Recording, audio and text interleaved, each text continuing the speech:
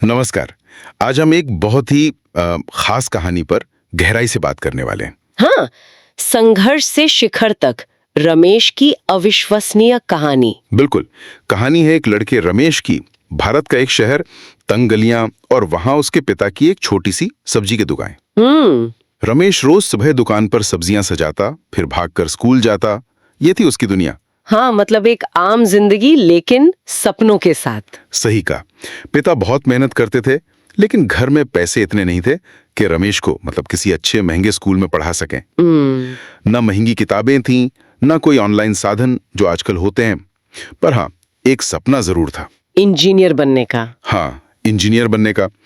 लेकिन समाज, आसपास के लोग वो कहते थे, अरे सब्जी वाले का लड़का है, कहाँ इतने बड़े सपने देख रहा है। ये आवाजें अक्सर सुनाई देती हैं ऐसी स्थितियों में। बिल्कुल। तो आज हम रमेश के इसी सफर को थोड़ा और करीब से देखेंगे।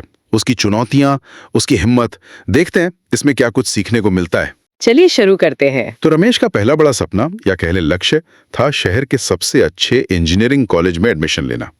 एक बड़ा कदम। हाँ, पर जब उसने फीस पता की तो एक बार तो उसका दिल ही बैठ गया। बहुत ज्यादा थी। जाहिर है, परिवार की आर्थिक स्थिति देखते हुए। लेकिन उसने हार नहीं मानी। यहीं से कहानी दिलचस्प होती है। उसने तय किया, फीस मैं खुद जुगाड़ करूंगा। वाह, ये तो बड़ी बात है। हाँ, तो स्कूल के बाद दुकान पर और ज्यादा वक्त देना, सुबह सुबह मंडी जाना और फिर देर रात तक पढ़ाई करना। मतलब दिन रात एक कर दिया। बिल्कुल। और सुनने में ये भी आया कि कुछ लोग ताने मारते थे, कहते थे क्या फायदा इतनी मेहनत का, अपने बाप का काम देखो। ये सामाजिक दबाव। हाँ, यहाँ पर एक बात जो मुझे खास लगी, वो सिर्फ रमेश का अपना इरादा नहीं था, उसके पिता का रोल भी बहुत अहम था। अच्छा, क्या था उसमें? देखिए, पिता ने सिर्फ ये नहीं कहा कि बेटा मेहनत करो, उन्होंने रमेश को ये भी सिखाया कि इन तानों से कैसे निपटना है। हाँ, उन्होंने कहा, इनकी बातों पर ध्यान मत दो, अपना काम करते रहो, जवाब काम से देना। तो ये सिर्फ इमोशनल सपोर्ट नहीं था, ये एक तरह की मानसिक कवच था। सही बात है। अंदर की ताकत को बाहर की नकारात्मकता से बचाना। बिल्कुल। अंदरूनी इच्छा शक्ति तो थी, पर उसे बचाने का तरीका भी उसके पास था, उसके पिता की वजह से। तो फिर आया बड़ा दिन, एंट्रेंस एग्जाम। रमेश ने पूरी जान लगा दी थी, दिन रात पढ़ाई की थी। लेकिन नतीजा उसके पक्ष में नहीं आया। वो फेल हो गया। ओह, ये तो बहुत बड़ा झटका रहा होगा। बहुत बड़ा। उसे वाकई लगने लगा कि शायद वो लोग सही थे, शायद ये सपना उसकी पहुंच से बाहर है। और यहीं पर अक्सर कहानी खत्म हो जाती है कई लोगों की। हाँ, लेकिन रमेश की कहानी में ये एक मोड़ था। वो कुछ दिन निराश जरूर रहा, ऐसा पता चलता है, पर फिर उसने सिर्फ दोबारा मेहनत करने का नहीं सोचा, उसने अपनी रणनीति बदली। ये बात गौर करने लायक है। रणनीति बदली मतलब उसने ये समझा कि सिर्फ ज्यादा मेहनत काफी नहीं है। उसने अपनी गलतियों को देखा, कहाँ कमी रह गई थी। अच्छा, विश्लेषण किया। हाँ बिल्कुल। हाँ। क्या पढ़ने का तरीका सही नहीं था, टाइम मैनेजमेंट में गड़बड़ थी। उसने कुछ सीनियर्स से बात की, पिछले पेपर्स देखे। तो ये सिर्फ दोगुनी मेहनत नहीं थी, ये स्मार्ट मेहनत थी। समझ गया। तो असफलता ने उसे सिखाया। हाँ, असफलता एक टीचर बन गई। उसने सिखाया कि सिर्फ जोर नहीं, सही दिशा में जोर लगाना है। बिल्कुल सही। ये ट्राई अगेन नहीं, ट्राई डिफरेंटली था। एग्जैक्टली। और फिर उसने दूसरी बार कोशिश की। हाँ, और इस बार नतीजा शानदार था। वो बहुत अच्छे नंबरों से पास हो गया। वाह। सोचिए, वो लड़का जिसका मजाक बनता था अब शहर के सबसे नामी कॉलेज में था। ये वाकई कमाल की बात है।